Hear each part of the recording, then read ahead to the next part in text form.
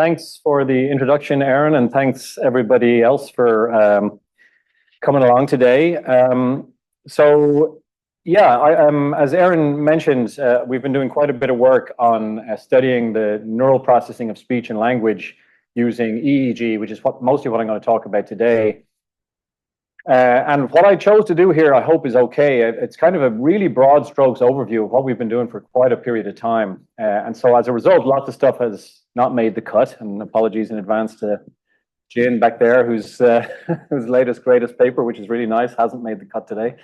But I just wanted to give a kind of a greatest hits of the last kind of 10 years a little bit and give an overview of kind of what we're thinking about at the current moment in time. Although again, there's too much to put in. I wasn't able to cover everything. And happy to take questions during it, happy to answer questions at the end. I believe the whole session is an hour and a half. I won't be offended either if we get an hour into it and people need to be somewhere else, just head away. Don't be worried about that. Okay, so interested in how brains process sounds and stimuli and things like speech and music and video, as Aaron mentioned. But this is a challenging problem because how do we measure brains? So most neuroscience work in the world is done in non-humans, because with the appropriate ethical approval and surgical procedures, you can record invasively from neurons inside a brain, usually a non-human brain. But of course, when we're interested in stuff like speech and music and things that are specifically or largely human, we can't really do that, although it is somewhat possible these days with surgical patients, and I'll talk about that a little bit at the end. But for the most part, it's very difficult to record invasively from human brains because people don't want you sticking electrodes in them if you can avoid it. So we're often kind of stuck, so to speak, with other technologies that are less invasive. MRI, fMRI is obviously a super popular and powerful method, but it relies not on what neurons are doing per se, but on metabolic changes in blood flow that are related to what the neurons are doing, and it's super sluggish and slow with blood flow changes. So if you're interested in studying something fast like speech, which might come at you at 4 or 5 syllables per second, it's a challenging tool to use fMRI to study that kind of resolution. An alternative then is EEG or MEG. EEG is what we mostly use in my team, which has the advantage that it has great temporal resolution that can track the fluctuations of speech on the order of tens of milliseconds, and you can track syllables and words quite precisely in time. But of course, it has the disadvantage that you're measuring the activity of billions of neurons through somebody's skull and scalp. Brains are wet, tissue is wet, neural activity that's generated over here smears across the head. And so what you end up with is a mixture on the scalp of all sorts of interesting signal, unrelated signal, background noise. The electrodes are very sensitive. You'll pick up mains electricity supply noise in the person's data as well. You end up with this kind of hodgepodge of mixture of signals that could be coming from anywhere on the head, and you have to try to make sense of them.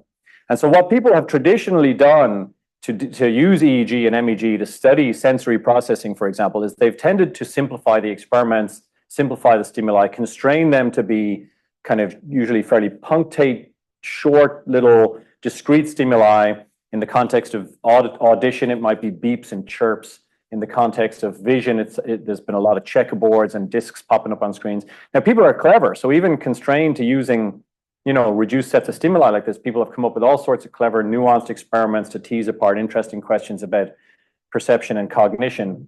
But ultimately, it has to be said that, looking at checkerboards popping on the screen and listening to beeps is not typically what we do in daily life. And so trying to move beyond that to incorporate experiments or incorporate stimuli that are closer to what we do in real life has been one of the major goals of our team and several other groups. So traditionally, again, what people have been doing is they collect this EEG with big smeary, messy signal, and they will present simple stimuli. So in the case of speech, lots of, again, clever experiments will present things like ba, da, ga syllables. What you might do is you might present these syllables like 100 times over, repeat them again and again and again. And then what you can do, the top trace here is like an ongoing, just unaveraged EEG signal with all its messiness. And on the bottom, what you can see is the result that you might get when you average the EEG response over 100 repeated trials of a DA, for example. You get a nice resolved response that emerges from the EEG, because all of the other EEG tends to average out to 0.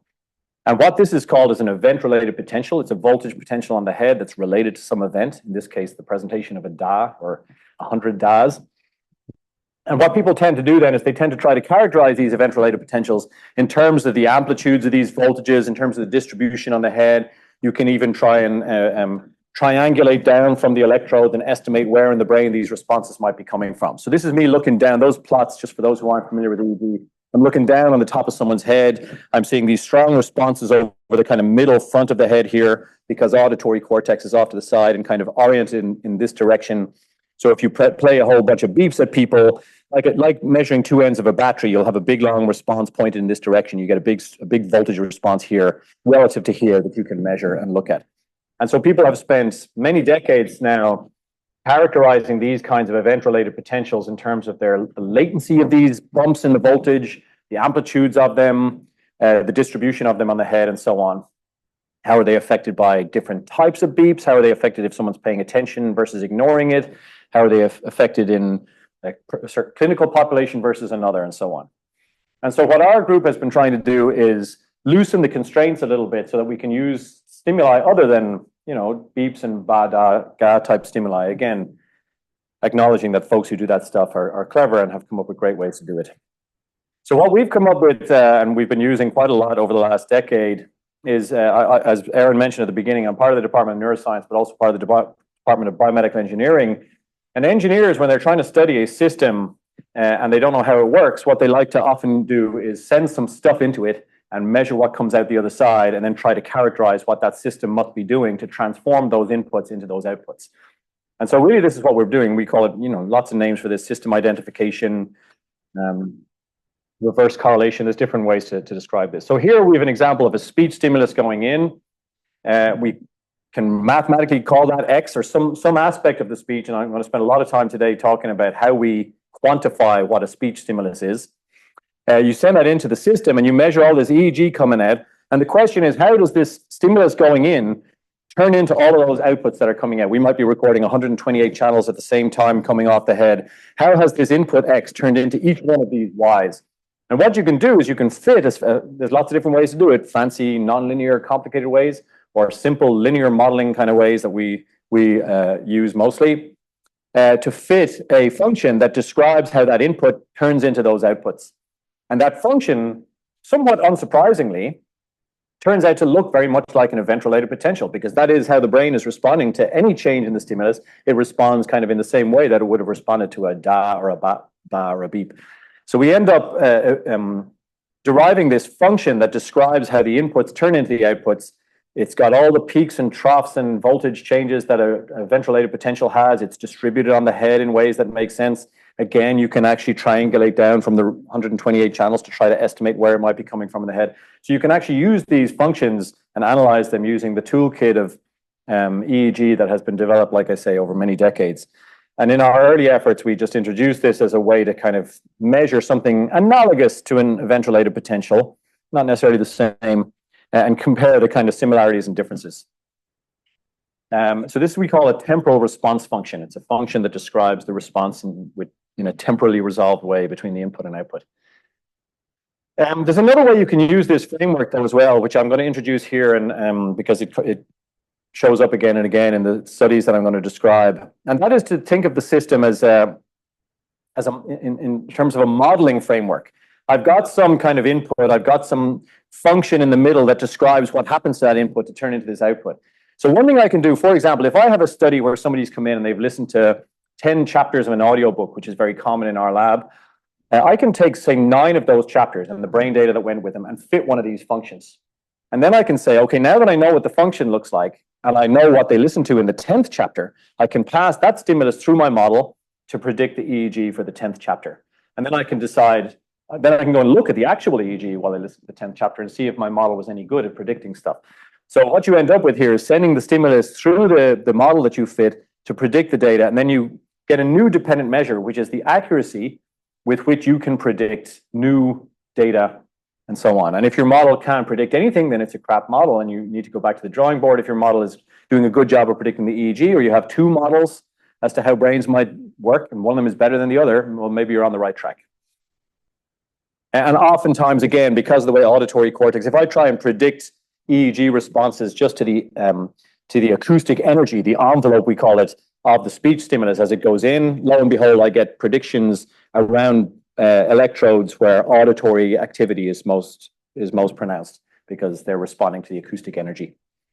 And then the last kind of methodological thing, just to get us on the same page before I showcase what we've been doing, is in the opposite direction. It turns out to be quite powerful. So the modeling approach I've shown already here aimed to predict each one of these 128 electrodes based on the input speech stimulus. Now, what that actually amounts to is 128 separate analyses. Each one is like, how does the stimulus relate to this channel? Okay, let me start again. How does it relate to that channel? How does it relate to this channel? Now, this is a gross underutilization of one's data because there's lots of common signal across these channels. There's lots of common noise across these channels. And if you do all these analyses separately, you're missing out on potential, on the potential to identify kind of common signal and common noise and separate those things out. So an alternative approach is you can take all 128 channels, and from those you can try and decode something about the stimulus that caused those data in the first place. So for example, we've commonly take all the data from one of our experiments, listening to an audiobook, and we try to weight all the channels at the same time, give them different, it learns how strongly to weight different channels over what time points to try to best predict the speech that caused those data in the first place. And again, I'm focusing here for the most part on just the speech envelope, just trying to reconstruct the speech envelope that caused those data. And it learns what channels to give the highest weights and the most negative weights, and it does that by itself to figure out how to optimally recreate the stimulus. And again, the dependent measure here is how accurately we can recreate the stimulus, reconstruct the stimulus, and we have dependent measures in terms of which channels get big weightings and so on and so forth that we can then look at across different experiments. So these are the kind of main tools we've been using, fitting these models, having a look at the models themselves, the peaks and the troughs, how well those models can predict new data, how well we can reconstruct something, decode something about the stimulus from the data. And so in some ways, the best way to demonstrate then would be by example. So right in the early days when we first started doing this, and like I say, I'm giving a big overview, I'm going back quite a few years. We got excited about this line of work in the first place because of what we saw as a new opportunity to ask old questions about so-called cocktail party attention. If you're trying to study how brains pay attention to one speaker and ignore another speaker at the same time, it's very difficult to do that if one speaker is just saying da and the other saying ba at the same time, because those responses get mixed together in ways that are very hard to disentangle. Here, what we were able to do was we were able to set up experiments where people were listening to two competing sounds that overlapped with each other in time. The very first experiment we did on this, we were not so ambitious. We just started with amplitude modulated noise. It was the most appalling experiment to be a participant in. You had to listen to one stimulus was, the other one was, and in the middle of all that, you had to detect a particular pattern. It was terrible. But what we noticed was if you actually derived one of these temporal response functions, the solid line there is the response, a temporal response function, voltage changes to the attended stimulus, and the dashed line is a response to the unattended stimulus. And this suggested that the way your brain is kind of encoding the sounds of the attended stimulus is enhanced relative to the unattended stimulus across entirely. Just the whole thing is enhanced in an interesting way, and it's all across the part of the scalp where you would expect auditory cortex to be projecting. And so really the punchline here was just that, yeah, when you pay attention to a stimulus, your auditory response to that stimulus is enhanced relative to the other. And that wasn't groundbreaking discovery, but it was new in the context of these competing stimuli that were happening at the exact same time. Question already up? Slide. Yep. So this, the slide you just presented was an exemplification of this, right? The slide I just showed was an example of the this really. Okay. I'm just showing this. Can you go back to the slide? Yeah, I'm going to show an example of that in a minute too. Okay. So would it be safe to conclude from this that, okay, so if you can recover the function in this way, then it must be mostly onto and not very many to one. So that seems to indicate that there's a sort of discreteness represented in the brain where speech sounds syllables or whatever you're looking at, or prompt so specific for the function should be. So all I've been, this is going to be a large part of the talk indeed. All I've been doing here, when I talk about recovering the function, all I've been talking about so far is literally just recovering the instantaneous energy in the speech signal as it's coming in. So this doesn't even have to be a speech signal. But it should only be feasible if the function is mapping differentially to things in its range. Otherwise, if you go back from the range, then there will be many things pointing in this. Sure. There is a discreteness that's sort of implied by this, whether it's speech or anything else. Yeah. So I mean, I think this. Yeah. Okay. So I think this might just go back. If I go back to the start where I said if I present a beep, you get a particular voltage fluctuation on the scalp to that beep. Now, if I have 5 beeps in a row in quick succession, I get a bunch of beeps in a responses to that in a row, and they'll start to overlap in time if I present those beeps close together. And really, this is all that's going on here, is that I'm presenting a continuous stimulus that's evoking all of these little responses that overlap completely in time, and I'm recovering that kernel that describes what that response looks like. I'm disentangling it, reverse correlation. Is that answering the question? Not really.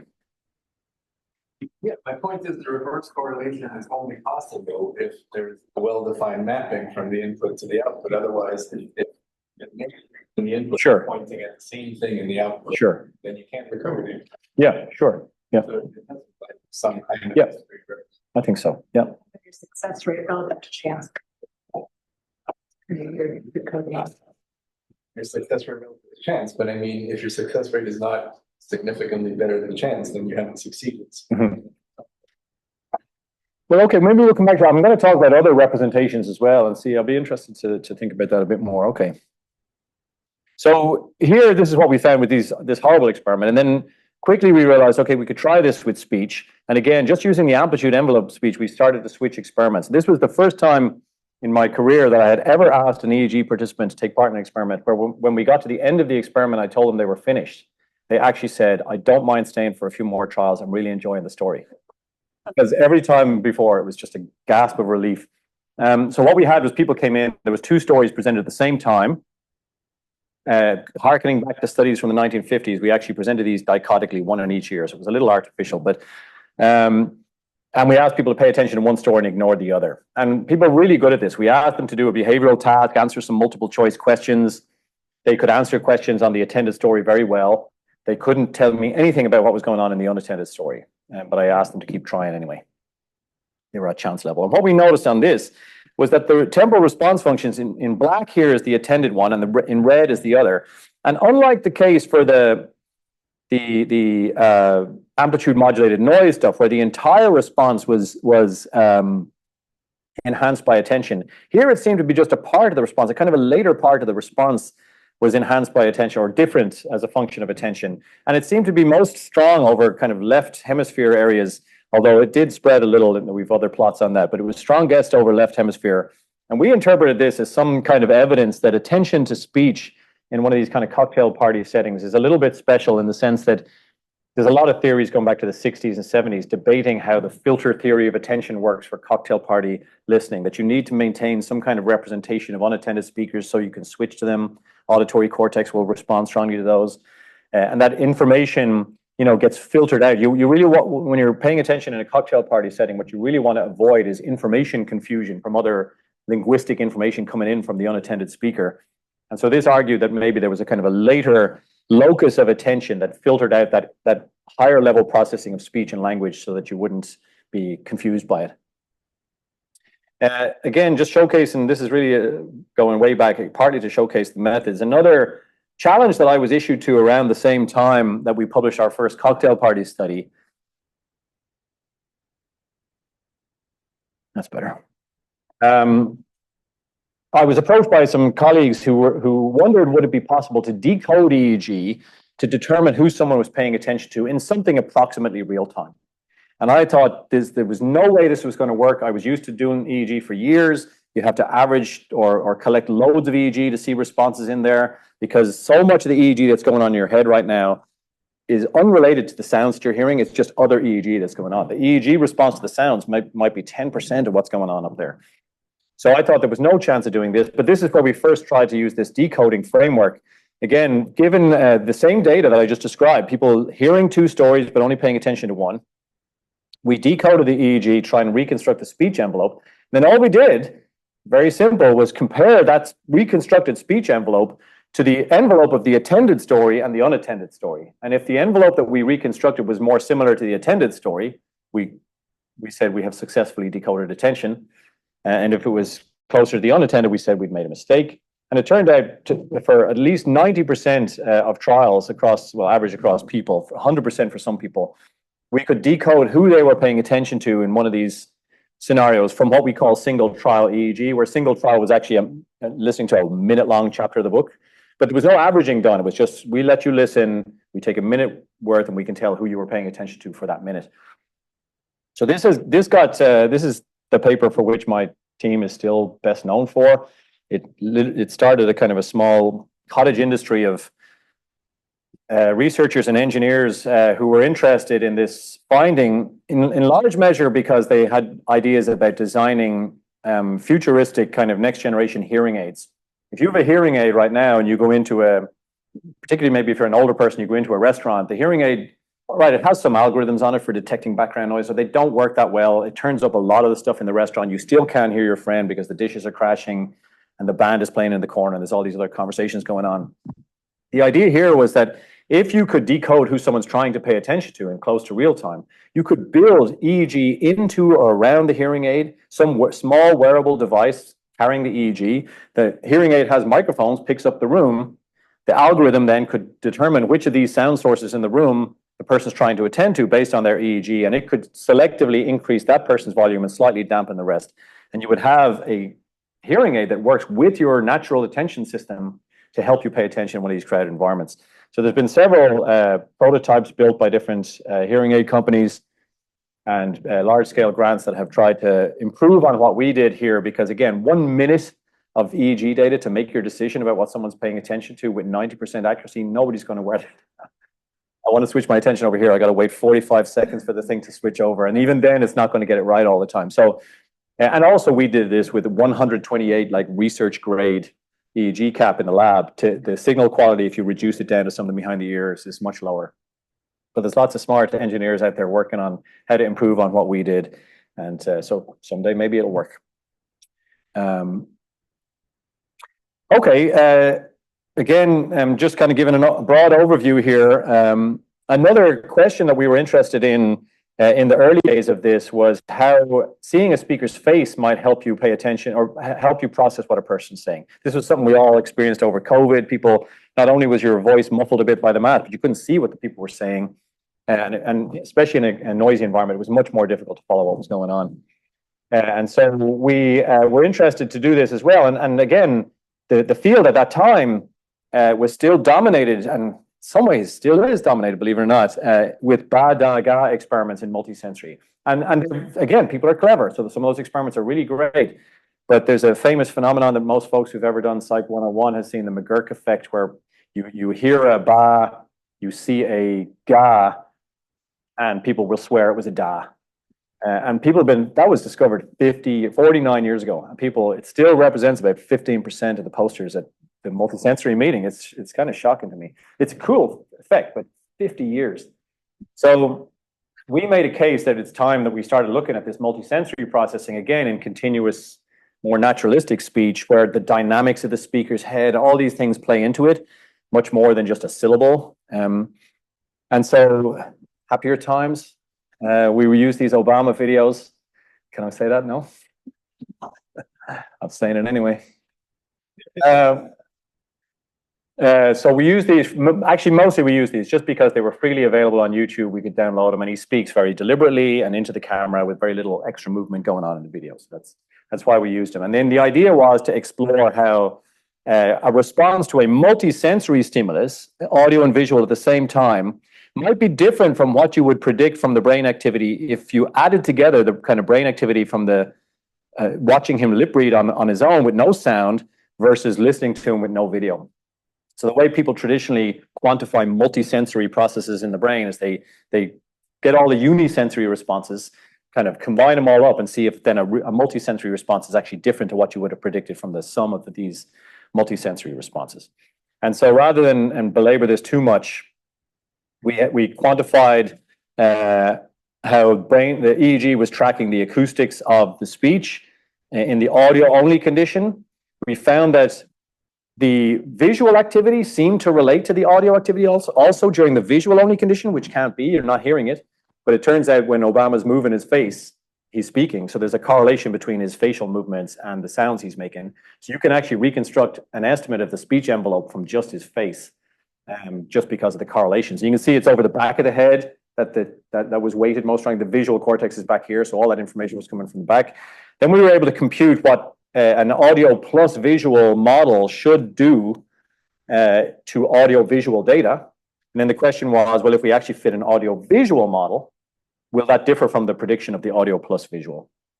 And the answer was it did. It's only a small effect here, but this effect was significant, and it was in speech in quiet. You don't really need the person's face to understand speech when the speech is in quiet. So we followed that experiment up with another one where we buried the speech in quite a bit of noise, and we saw the effect more or less double in size. So we've since published several other papers showing that you get a lot of benefit from seeing a speaker's face, and it's really strongly reflected in the EEG data. A whole new 5-year grant to keep studying that, including in people who use cochlear implants as an interesting test case. Okay, so far all I've talked about is how EEG has tracked along with the acoustic energy in the speech. That's not really a very interesting representation of a speech signal, right? Speech is an awful lot more, I should not need to say in a linguistics talk, than just its acoustic energy. And so one thing we were wondering about was, one thing we were wondering about was how brains take acoustic information in the form of speech and transform that information into a representation that is linguistic in some sense, that has meaning, et cetera, et cetera. And could we actually get at any of those interesting questions about what's special about speech using EEG? We were motivated by this in terms of cocktail party attention. Again, there was all these theories about when unattended speech gets filtered out and you don't understand it anymore. We thought we had a lead on that with our temporal response function finding down the bottom left here. A former grad student of our team moved to do a postdoc in Colombia where they had cool access to intracranial recordings in patients with epilepsy, and was able to show interesting effects of attention in different brain regions that suggested that early brain regions don't really change their activity much with attention. But as you move through the system up into these higher level regions, there's an enormous difference of attention. We know that happens eventually, right? Eventually you don't understand what the unattended person is saying, and you understand. So it's somewhere it's happening in the cortex, and we think it's very much a hierarchical process. Similarly, for multisensory processing, we can think of that as a hierarchical process. There's lots of evidence to suggest that early connections from visual areas project all directly to auditory cortex, to prime auditory cortex to get it ready for sounds as they're expected based on the visual input. But there's also evidence to suggest that the specific articulatory movements you make with your lips and tongue interface further up the hierarchy with sounds as they come in to help you decide, was that an F or an S that I heard? So there's a multi-stage aspect to multisensory integration too, with several models out there. And again, we were trying to get at that, but we weren't really doing it because everything was just based on this envelope measure, and we don't really know what that even means. Like, how would our results, any of the results I've talked about so far, really be any different if it was, speech that I couldn't understand, for example, because it was a different language? So then we tried to see if it was possible to find something more in EEG beyond the speech envelope. And the approach we took was inspired by this work here, primarily, which was work that, again, was obtained in patients who had electrode grids placed on their cortex that was related to their epilepsy surgery that they were about to have later that week. They get these electrodes implanted so that the surgeons can localize where the epileptic focus is and make surgical decisions about what to remove, essentially, later in the week. But the patients are often sitting in hospital for several days with these electrodes in their brain, either in their brain or on the surface of their cortex, so that they often are happy to volunteer to take part in experiments as long as we're clear that it has nothing to do with their medical treatment.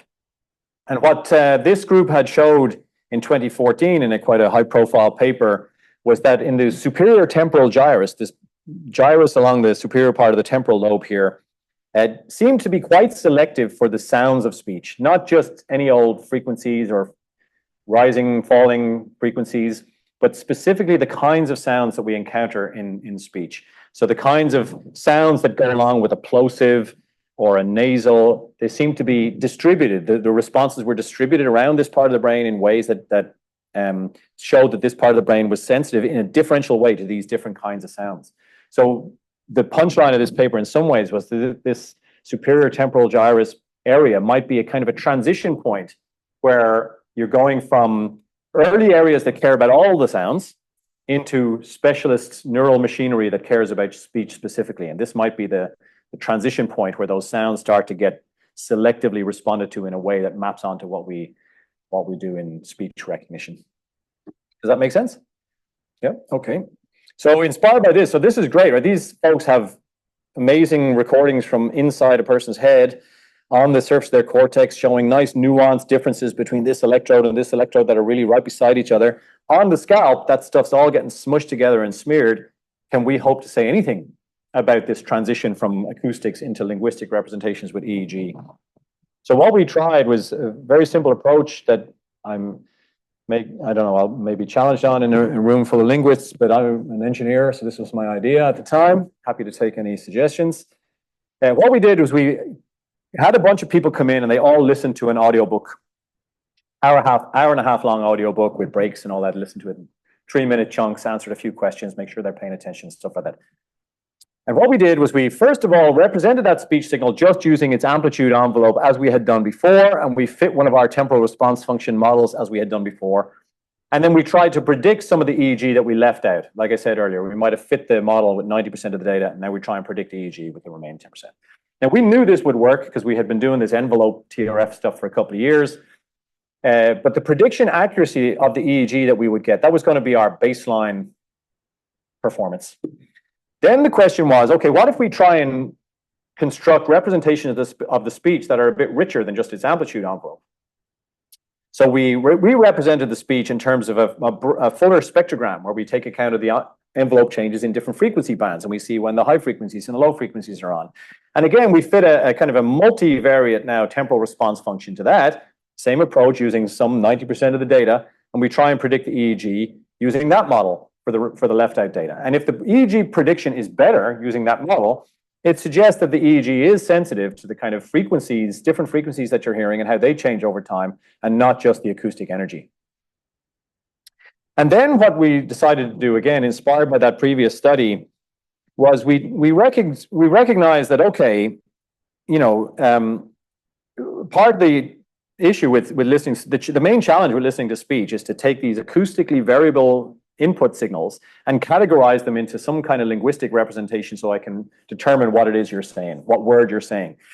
And that can be quite variable. I'm Irish and I've got a kind of a mid-rangey baritone voice, and if I say ah, I say it a certain way. If I was an 8-year-old American girl, I would say or something higher pitch.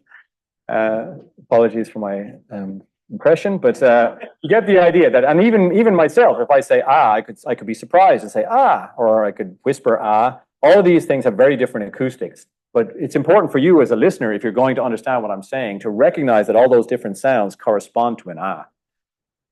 And so the simple approach we took here was, rather than representing our speech as this acoustically variable representation here, we recognize that for the listener, they must be recognizing what these phonemes are at some level.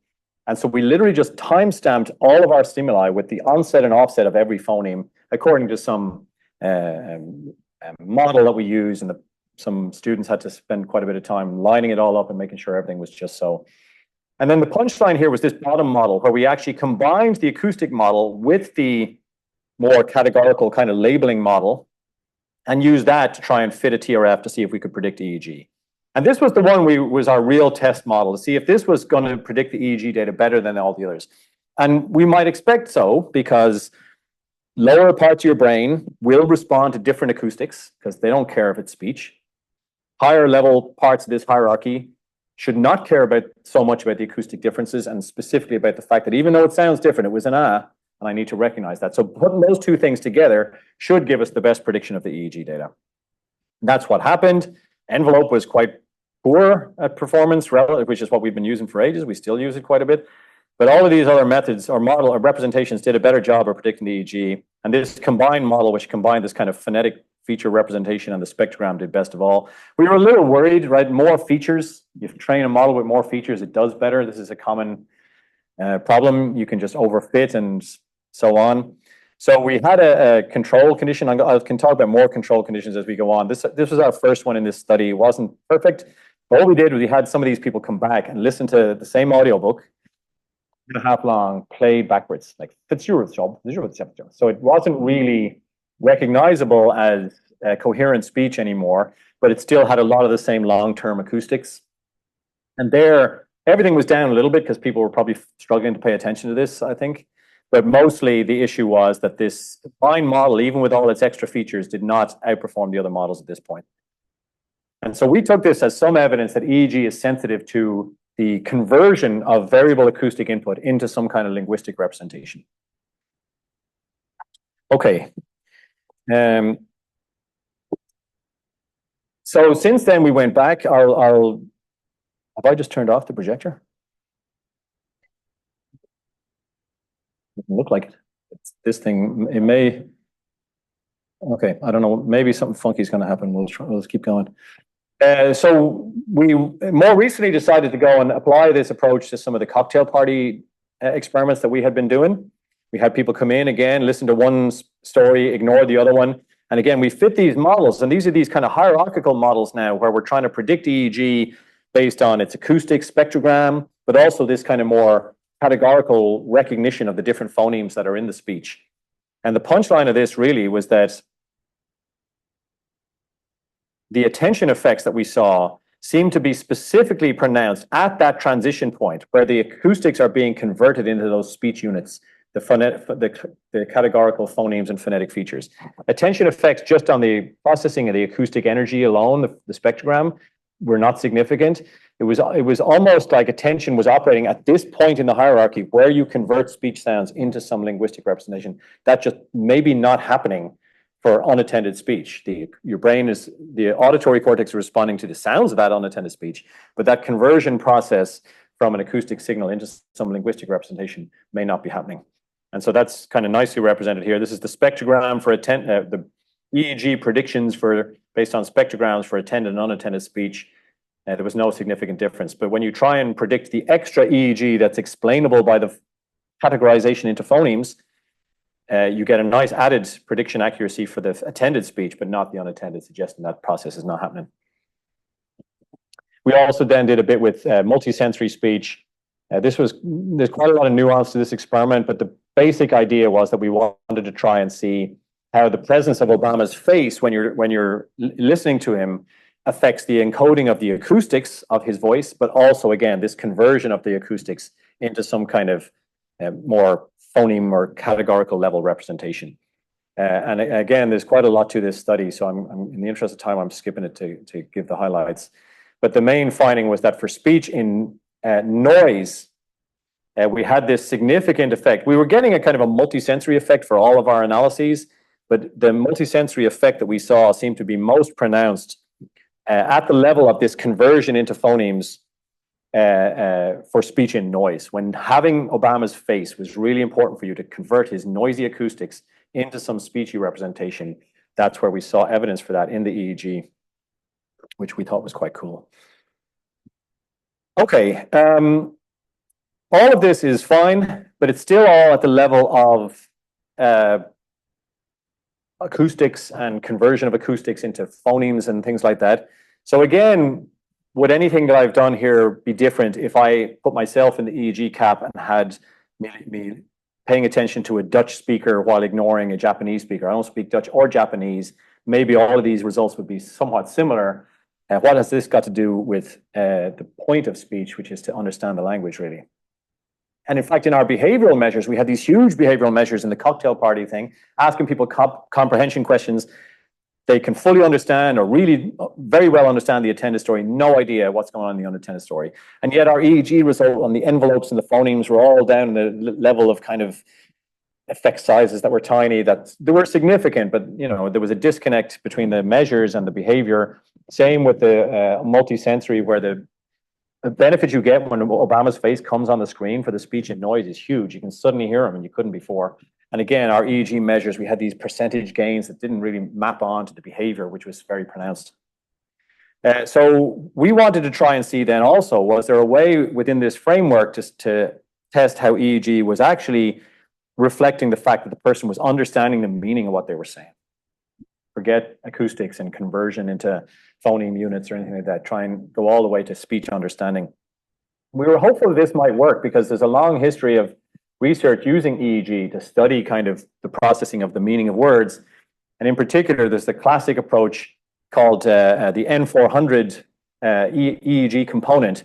And the way this typically works is you have somebody come into a lab and they listen to sentences, lots and lots of sentences. And the last word in half the sentences is weird, right? And the other sentences are pretty normal.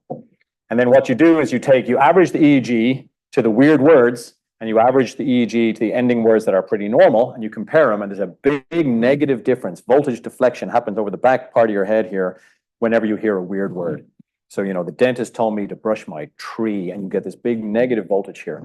And people have been, again, studying this since 1980, trying to characterize where it comes from, what makes it larger, smaller, what kind of context does it appear in, et cetera, et cetera.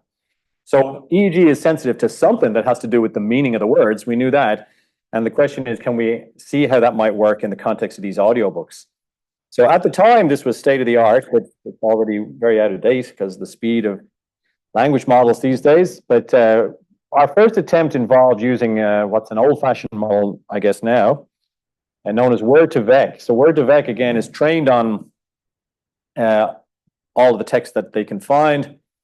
And the idea is to identify how commonly different pairs of words show up together. So if you farm down all of Wikipedia, and manage to farm all the way through it, you might notice that the word apple and pear show up together fairly more commonly than you would expect. And so the machine learning algorithm and the vector that embeds the word apple and pear embed the fact that pear and apple are similar. They must be similar because they're showing up all together all the time. And those numbers, in a sense, then embed the meaning of the words apple and pear. And you'll notice then that the vector for the words apple and airplane look very different because they don't show up that often together. And so that's what it does. So these numbers essentially embed the meaning of the word in some sense. And there was lots of evidence from fMRI as well that you could use these kinds of vector representations of words and that embed their meaning somehow to study how meaning might be represented in the brain using fMRI. We wondered would it work for EEG. And so really what we did here, we analyzed the same data I already described, just people coming in and listening to an audiobook. It was The Old Man and the Sea by Ernest Hemingway. So there's lots of old man and fish and stuff like that. And what we were able to do was we were able to go for each word, we were able to derive its vector that embeds the meaning of that word using word2vec. And we then were able to say, okay, for any given word in the story, how different is its vector from the previous words that the person has just listened to? And if it's very different from the previous vectors, the idea was you've just injected a whole big new bunch of meaning into the story because you're dancing around some high dimensional space of meaning, and now you've taken a big jump over here. So the dissimilarity of the current word from the previous words reflects some measure of how much meaning is injected into the story. Does that make a bit of sense? And so then we just fed that in. Instead of envelopes or phoneme labels or spectrogram labels, we literally just sent in these impulses. At the start of every word, this is a word that carries lots of meaning, this is a word that doesn't carry much meaning, and so on. And we ran our same kind of regression analysis that we normally do. And what was cool was we saw a response that did not look anything like it was coming from auditory cortex, but in fact was very similar to the classic N400, a big negative voltage over the back of the head here. So this has nothing to do with audition per se. This is reflective of the fact that the words mean different amounts of stuff as they come in. We showed this for forward speech, lovely big response. And now for the time reverse speech that I described earlier, there was no response at all. So these voltages down the bottom right here, this is a voltage taken from this electrode right over here, the parietal middle back of the head. And that's a very large voltage fluctuation for the speech that you're paying, that you can understand because it's being played forward. The red line is the response to the meaning of words when you're listening to them backwards and you can't understand anything, and it's a flat line. So this is much more like the kind of behavioral measures we get where you can understand something versus not understand something. Here you have a response or no response, and it was much closer to the actual task that we were asking people to take part in. And it worked quite well, even at the level of single subjects. For a lot of single subjects, you can see this really nicely. And in fact, this got us quite excited with some other collaborations we've since launched. Some colleagues at Cornell Medical Center in New York City have been using this approach to assess cognitive function in people who've had a profound head injury. And in fact, recently we've just submitted a paper showing that in unfortunately, two children who had anoxic brain injuries and were deemed to be in a comatose vegetative state, they were able to breathe on their own and they were able to be fed by whatever means they could be fed. The hospital determined that these people were in a vegetative state and they had no cognitive function, and told the parents, there's no more we can do for these kids, so you might as well take them home and that's it. Just do your best. And we determined in two of these kids at least that they definitely have cognitive function, because we were able to play children's audiobooks at them and see these responses clear as day. And there's no, with all sorts of controls to show that it had to be related to them understanding the meaning of that story. So we're quite excited about that as a possible, standard of care approach that might actually get adopted in some of these decisions. You could also put people in an MRI scanner to do this kind of stuff, but MRI scanners are expensive and much more rare. If you can do it with a few electrodes in an ICU, you might be able to make some decisions there and then that would be very difficult to do otherwise. I'm actually going to New York City this afternoon to meet my collaborators and see how things are going. Very excited about that. We applied this to the audio-visual speech paradigm. Same thing, audio, speech, and noise that you can hardly understand. There's very weak response to the meaning of the words. As soon as you see Obama's face, you can understand it really well.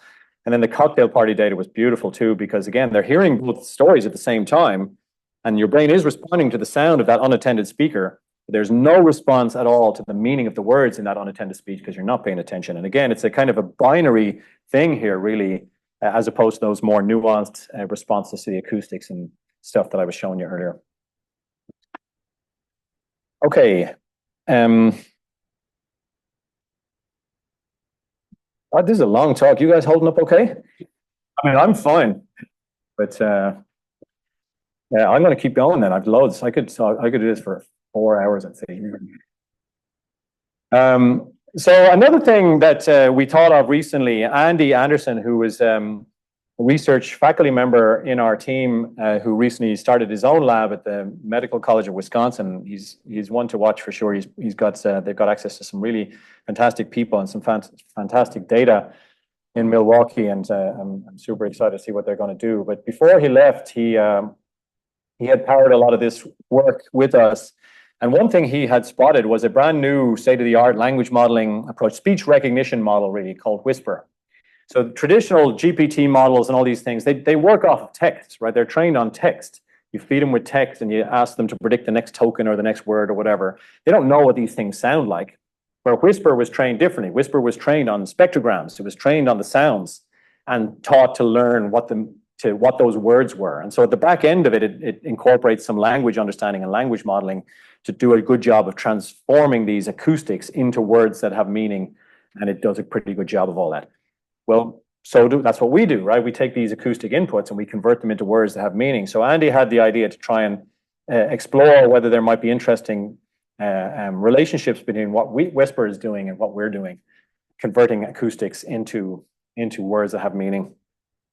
And he particularly liked the idea because up till now, we had been kind of, as if we were some oracles in the sky, like deciding what features to try would predict EEG. We were labeling things by hand with phonemes. Maybe brains don't care that much about categorizing phonemes specifically. Maybe they care about syllables or some other computations they're doing to do this audio to language transformation. We're imposing our prior ideas onto the models that I've been talking about so far. So maybe whisper does something different. Who knows what it does, but it does some conversion of acoustics to linguistic information. And so we just thought, well, maybe let's see if EEG has anything to do with what whisper is doing. And so the idea here was to take again some of the same data. We've lots of data. People keep coming in, listening to Old Man of the Sea, and they should change the books. We have changed the books, but I like it. And we fed the Old Man of the Sea through this whisper model, the acoustics of Old Man of the Sea through the whisper model. And it then does its job of recognizing those words, going from acoustics to linguistics. And it does so across, as deep neural networks do, across a bunch of different layers. And so what Andy wanted to do was take information out of each of these layers and see how well he could model EEG using kind of temporal response functions and stuff, how we could model EEG as a function of the different layer of whisper that we were taking the information out of. So the first layer should just be acoustics, right? You just feed the model with acoustics. So that's all that's in the first layer. By the time you get to the later layers, you're in some linguistic domain, because that's what whisper is doing, is converting from acoustics to linguistics. So if I try and predict EEG from the different layers, what will happen? Basically was the question. And what happened was quite cool. This kind of purple-ish line here, this is predicting from layer 0, which is just the acoustic representation, all the way up to layer 6, which, because whisper does what it does, must be in some sense more linguistic, because it's going from acoustics to language representations. And what we find is the ability to predict the EEG just goes up and up and up across the layers. So whatever is going on in a human brain, converting from speech to language, is somewhat similar to what whisper is doing, going from speech to language across the layers. And that's and it's all being reflected in the EEG signal. He has a whole bunch of controls in here. He compared it to all sorts of other models, envelope models, spectrogram models, and whisper seemed to rise up across the layers in a way that suggests that brains and whisper are doing something similar, and you can get at it with EEG. We saw the predictions improve across the parts of the scalp again that were kind of related to auditory and auditory association areas over here, and that's where you would expect the predictions to be strongest. He showed that he had this nice slope for attended speech, again, suggesting you're doing this speech to language transformation for attended speech, but you're not doing it for unattended speech. There was no improvement in the ability to predict EEG across layers of whisper for unattended speech. So whisper is converting the unattended speech to language, but the human is not doing it because they're not paying attention to it. There's lots more in this paper as well in terms of trying to understand how much context, what kind of transformations might be going on. Andy's a super smart guy, and trying to relate EEG to the inner workings of a language model is non-trivial, but he had a bunch of different manipulations he was able to do that I'm happy to talk to offline with people. Mostly what I'll probably say is talk to Andy about it, but I can tell you quite a bit. He can tell you more. All right, so that's not the first half. I have an interim summary now, but it's way more than the first half. But I have this other little line of work I want to talk about as well at the end. People are free to go, of course. I don't want to get offended. We're up at nearly an hour now, but I still have time apparently. So the interim summary is that EEG tracks the acoustic envelope of speech, which is not surprising. The tracking is affected by attention and multisensory input. But you improve the modeling of EEG when you incorporate acoustic features, as well as these categorical labels of phonemes, suggesting that this transformation from acoustics into some linguistic representation that brains must be doing is actually reflected in the EEG. The effects of attention and multisensory processing seem to be most pronounced at that stage of transformation, as opposed to at the acoustic stage per se. EEG seems to be super sensitive to whether or not someone's actually understanding the speech that they hear. And language models like whisper, speech recognition models, language models, reveal that context and attention shape the EEG correlates of this speech to language transformation process. What all that whisper stuff means, there's a lot to unpack in that. But whatever it's doing, seems we're doing something at least somewhat similar. So the second not half of the talk, the second shorter than half, was some stuff that has me excited for the last couple of years in terms of how brains perceive the world in general. Right, so the traditional, I have this whole spiel I give on this, the traditional model of brains and perception and sensation in textbooks positions your brain, sensibly enough, inside your head with all these receptors retinal, photoreceptors and inner hair cells wobbling around and all that stuff that take information in, and it goes up through a whole bunch of stages into your brain, and your brain makes sense of what's going on. And so there's lots of energy around the idea that that model is very incomplete, and that we have all of these top-down connections that have been there. In many parts of the hierarchy, there might be 10 times as many top-down connections as there are feed-forward connections. And what are they all there for? And people have often said attention is one of the reasons, but that doesn't feel all that satisfactory. And so one big idea is that we have brains that are not blank slates, right? We were born with human brains. We were born with human brains that are human because our ancestors were successful at staying alive and finding food and having kids. And that meant finding stuff in our environment that was useful for those, for doing those things. And so what we have ended up with are brains that are shaped by evolution and learning to be sensitive to the stuff that gets us fed, keeps us alive, and lets us have partners. But they're not sensitive to a whole load of other stuff, right? Infrared light is blasting me right now. I can't see it because evolution decided that it wasn't worth me growing more infrared sensitive photoreceptors and neural tissue. I didn't get enough benefit out of it, so I can't do it. It's there, but I can't do it. Ultraviolet, the same. Colors in general aren't even out there in some sense. They're just different wavelengths of light that I interpret through my brain. I don't use sonar like a bat. Don't know how to do it. I don't know what it's like to be an octopus at the bottom of the ocean. So the point is that when we look out, we think we're seeing the truth of the universe, so to speak, but we're not. We're seeing a version of the universe that's useful to us. I mean, most of this table is just empty space with its clouds of electron probability clouds flying around some nuclei. But for all intents and purposes, from my perspective, it's solid because I can't put my hands through it. So I see it that way because that's what's useful to me. So who knows what it actually is out there, right? Some matrix-looking thing. But we don't see it that way. And the point is that we have a brain that is wired up to become sensitive to the statistics of the world that are useful to us.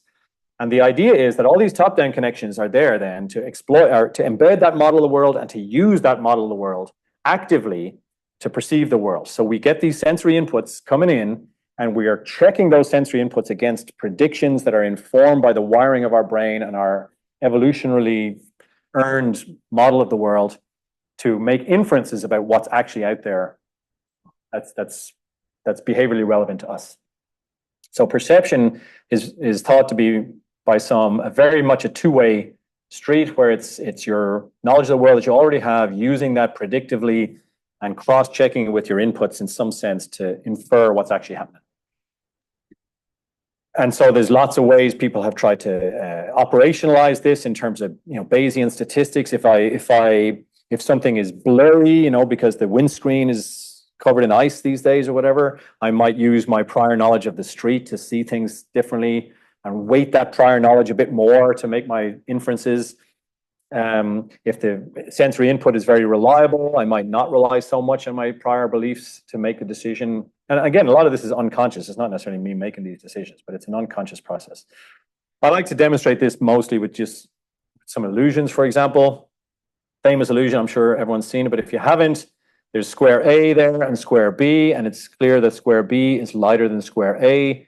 But of course, the punchline is that it's not lighter than square A. That color gray where the mouse is now is exactly the same as that color gray, which I have checked in Photoshop.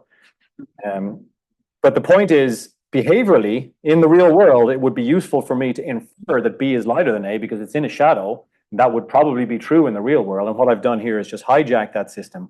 And even though I know that B is the same as A, I can't unsee it. It's hardwired into my machinery, this kind of, And so thinking about that, we've been trying to think about how we could get at this question of prediction in perception in the context of audition and speech and language processing in particular, right? Because speech and language, by their nature, are hierarchical and lend themselves to some kind of prediction. I can, again, say something like the dentist told me to brush and you have a strong prediction of the word I'm going to say.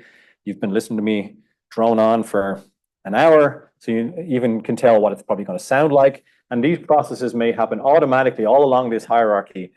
And can we actually get at that and come up with some more informative EEG measures of how prediction affects perception in the context of speech and language?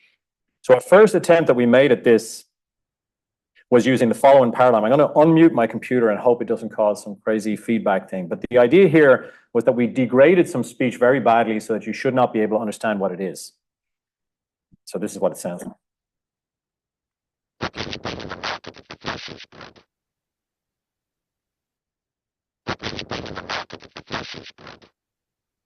So anyone have any idea what he's saying? Jin probably does because he's heard it 15 times before. So this is, again, an excerpt from Old Man in the Sea. The old man has gone out in a boat. He's caught a fish, and he's coming back to the market with the fish. And he's wondering, what will he bring in the market if the flesh is good? What will he bring in the market if the flesh is good? So now if I play the degraded one again,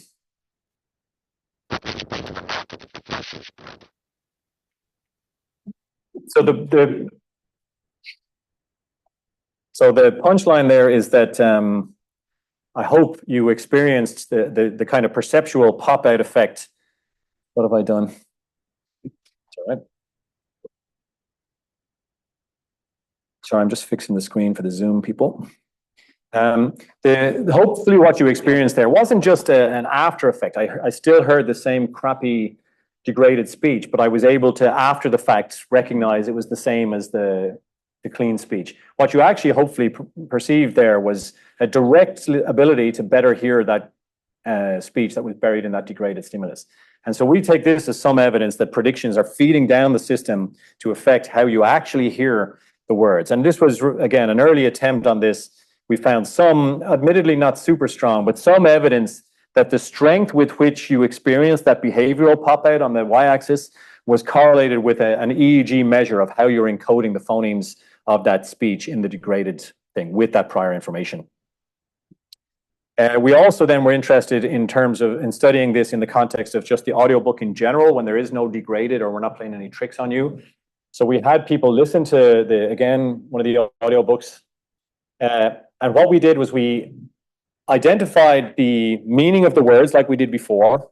These days we've changed how we're doing this. So I'm going to describe this study a little bit how we're doing it now because I think it makes more sense. These days we're using GPT to quantify how probable a word is given the preceding context. And what we were interested to know is, does the way your brain encodes the acoustic envelope or spectrogram, the low-level acoustic information of a word, change as a function of how well you could predict that word? And can we see that in the EEG? So can we use the same TRFs and spectrograms and envelopes to measure how well the EEG is tracking the acoustics or the acoustic phonetics of the speech as a function of how predictable the words are? And I was going to, like, I don't have a nice plot. I'd like to have a plot of surprisal, word surprisal, word predictability on this axis and speech encoding on this. It's a big cloud of dots, right? Because EEG is so awful. But statistically, through that cloud of dots, there's a little line that goes in the positive direction. And this is how significant it is. This is just a significance permutation test that showed that the slope of this line was off the end of the distribution by far. So we find a very, very significant, albeit small effect that suggests that in our most recent analyses, that words that are more surprising are encoded more, or the acoustics are tracked more strongly by the EEG. So, yeah. Now, brand new stuff, probably not even ready to be shown, but I like showing new things anyway. Alyssa has a very talented student BCS here is undergrad who's been working with us for about a year. One thing I was worried about when we saw this, just to recap that, I said words that were more surprising seem to be tracked a bit more strongly by the sounds of those words seem to be tracked a bit more strongly. There are two possible interpretations for that I can think of. One is that the EEG response represents a prediction error, right? You've got a strong prediction. The prediction, you get a surprising word, your prediction is violated, and you get a very strong acoustic response then because you weren't expecting those acoustics. And this fits with some folks in the field who think brains work off predictions and prediction errors and so on. There's another possibility, which is that words that are surprising may occur on average in contexts where you don't really have a great prediction. Last night especially in the context of audiobooks, Last night I had a dream, and in the dream I saw you've no really good prediction. So whatever I say may be somewhat surprising. Whereas if I do stick with something like the dentist told me to brush you've got a very strong prediction. Then I give you a very unsurprising word, teeth. And so another possibility here we thought of is that it's possible that as you listen to speech, you very, very rapidly modulate your attention according to the amount of information you're expecting to get with the next word. So the dentist told me to brush you can have a little micro nap because you know it's going to be teeth. Whereas I've got this really important thing I needed to tell you. It was about and you're like, I don't even know what it is, but I better get ready. So it's possible that the stronger effects, the stronger tracking of the surprising words is because people are ramping up their attention for a word that they think might be informative very rapidly and taking little micro naps for words that are not surprising. So what Alyssa has done is she's taken some of our stimuli. We switched from the Old Man of the Sea to A Wrinkle in Time. And she has gone in and identified a whole bunch of words that are unsurprising and where if attention is the explanation, the response should be weak. Because you're not paying much attention. It's a word that's appearing that you totally can predict. And what she has done is, I've just had a big surprise response kickoff. Let me see if I can. I wonder, can I unplug something? We struggled to do this earlier. Yeah, I wasn't able to lift it up. We tried. Sorry about that. You know what? I haven't.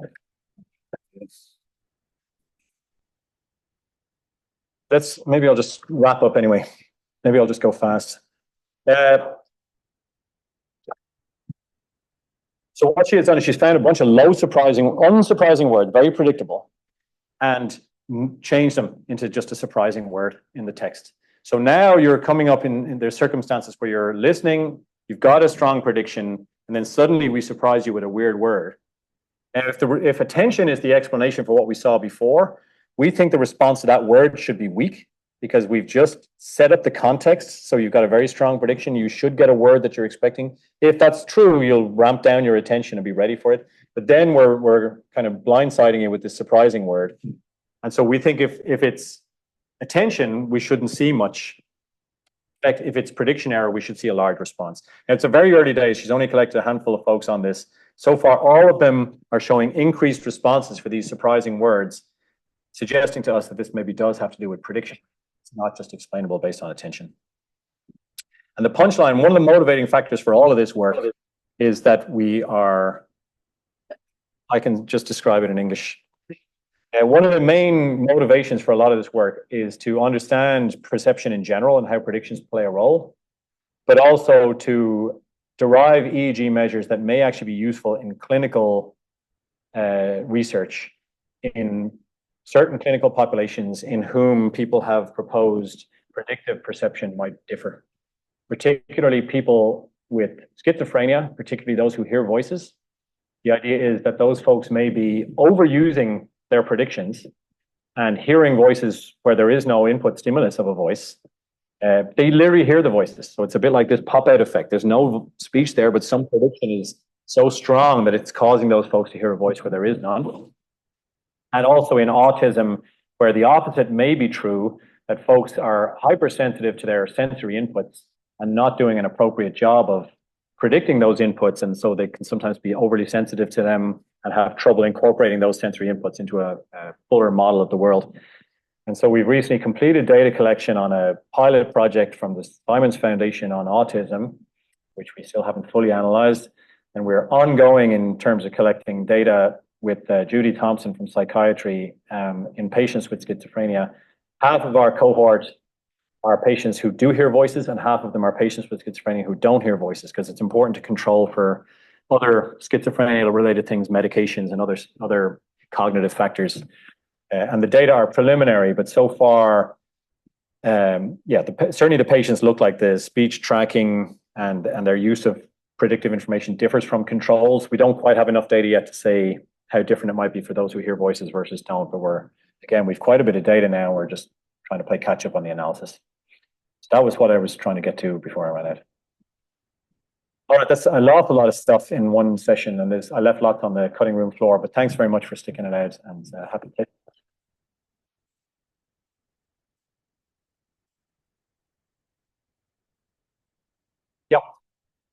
So, Martin and I are working on an EEG study about categorization, phoneme categorization.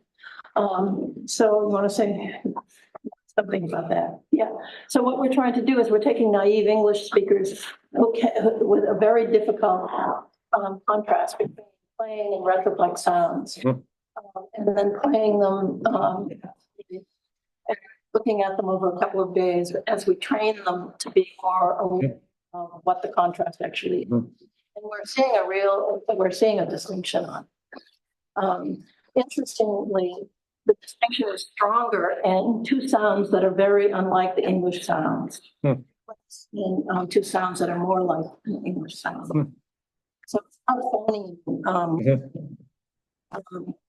So these are thought questions. Yeah, I know. I mean, I'm obviously familiar with Patricia Kuhl, and this lady has done a bunch of this kind of stuff. Maybe it's not the same as you're saying, but has done stuff on consonant, vowel, syllables, and sensitivity to different kind of phonemes that occur in your native language versus not, as a function of development. So she's done all this work with babies where they use a paradigm called the mismatch negativity, where it's in the typical mismatch negativity is beep, beep, beep, beep, boop, beep, beep, beep, boop. And every time there's a boop, whether you're paying attention or not, your brain voltage shows a little fluctuation to the boops as something's different. So she's done these studies with da, da, da, ba, da, da, da, ba, and you'll see them, but yeah. So what we found was that, so we did use a passive auditory paradigm.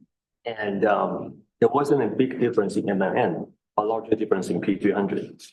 Yeah, so and that only shows up in one of the contrasts. After they went through the 2 days of training, so they reduced P300 for the sound that is not in English. But the MMN basically remains the same pre and post training. So that was something quite interesting. It is interesting. We're still. Yeah. I mean, I'll be happy to chat to you some other time and see what the data look like. I don't know if I'll have anything super smart to say, but it does sound interesting for sure. Ken. I'm curious about this last experiment you were talking about, where you have it seems like you have words that carry a lot of information, and then words that maybe carry less information, and then they can either be surprising or Is that so? Did she have to comb through and identify words like that, or is there a bit of both? Yeah. So I mean, what she would have done is she took the text from the book, and then you can run that through a GPT model. Jin is our resident expert, and calculates how much information, how surprising each word is given its context, which we take as a proxy for how much information. Like the word teeth. If I said the dentist told me to brush my, and there was a car backfired outside, and you didn't even hear what I said next, you're so sure it's teeth that you've got no information when I actually say teeth, or almost none. So you get information when you are surprised because you couldn't predict that kind of stuff.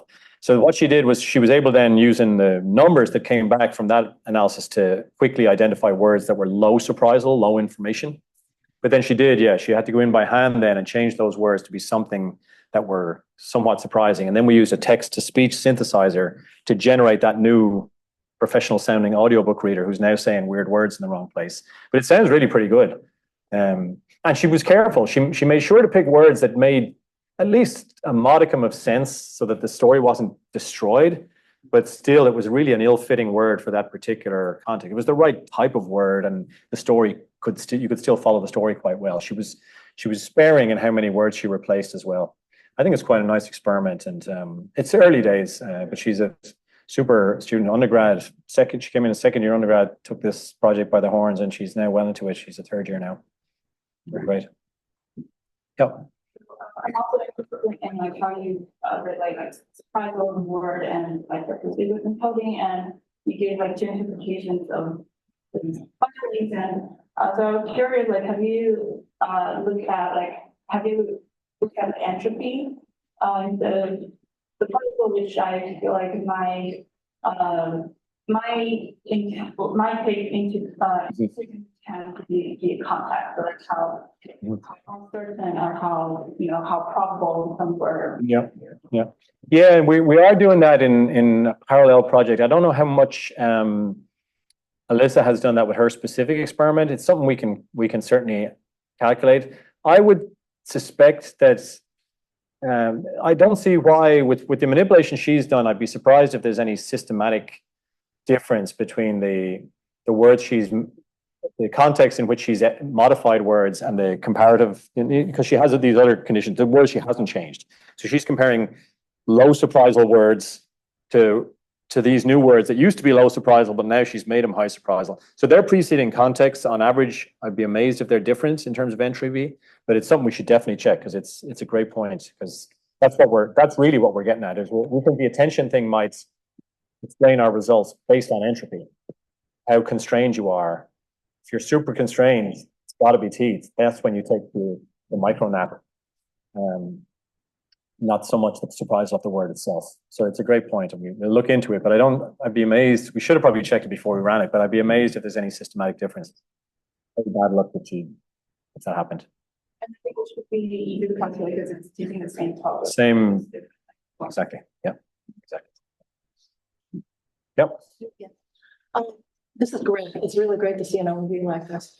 So one question I have is a thought question. The brain's not getting an acoustic signal. The signal, the acoustic signal is a mechanical signal. It changes to a chemical signal. And by the time it hits the inferior collicule, it's really complicated. So it makes me, neurons are kind of indifferent to the source of the sound. They just react. And I'm just wondering about, how that's going to affect. Yeah, I mean, it's a great question. We've done a little bit with Laurel here, passing because you're exactly right. The EEG in particular is cortical. So it's gone through a whole bunch of stuff before it gets to cortex. And we're then trying to relate the EEG all the way back to some feature of the stimulus and ignoring everything that happened in between. We haven't done tons on it. We did one good study. We had a master's student that worked with myself and Laurel and Ross Maddox, who passed our acoustic stimuli through Laurel's peripheral model up to the inferior colliculus, and then we got spiking activity out of that, and we tried to then model the EEG as a function of what was coming out of the inferior colliculus. And we saw some benefits relative to just going straight from the stimulus in terms of things like spectrogram predictions from the stimulus to the EEG, and envelope predictions. What was coming out of the model was better able to predict the EEG than that low level representations that we made up. So yeah, incorporating that stuff in did seem to make a difference. That would be less relevant, I think, to all this GPT level language stuff that we're doing now, I think, but it's still, and it's a lot of work. Like Jin as well, a student working with us, has done a whole bunch of stuff on clever ways to incorporate other non-linearities into the system early in the process. And we consistently find that they help. And the question then is the amount that they help by worth all of the extra computational effort that it does? And so far, none of them have blown me away to the point where we've adopted them as standard practice in every analysis we do, because it's a lot. Yep.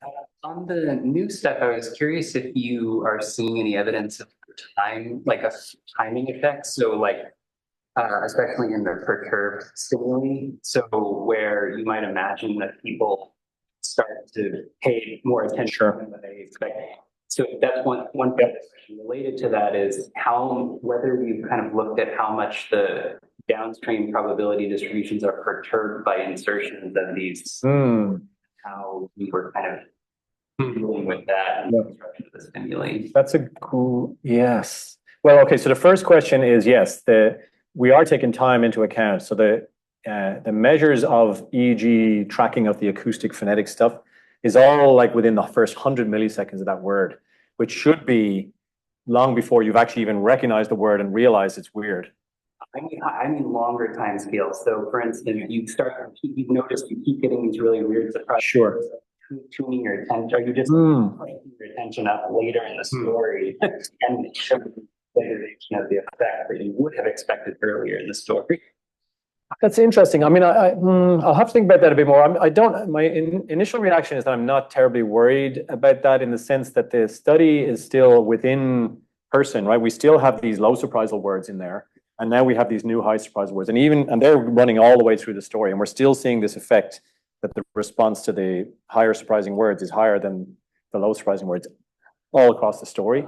So it is a within person design that runs all the way through. So even if they are doing something a little unusual as it goes on, we still have that control condition running all the way through. I think it was a problem. I was just wondering if you see that they're even within person. Yeah. These effects kind of get smaller. So that's a good question. I don't know. We can have a look at that. I think Alyssa did include the new weird words when she calculated the surprisal values for the subsequent ones. I can check that with her. And certainly the other thing we do is we still break the experiment up every 2 minutes or whatever, minute or 2 minutes, and ask the person comprehension questions. And people are still following the story and are able to answer the reasonable comprehension. So there's a few weird words in there, but they're still following the story. Yeah. But that's a nice idea. I could have a look at the effects as it goes in. Any more questions? If not, let's thank Ed. Thanks very much.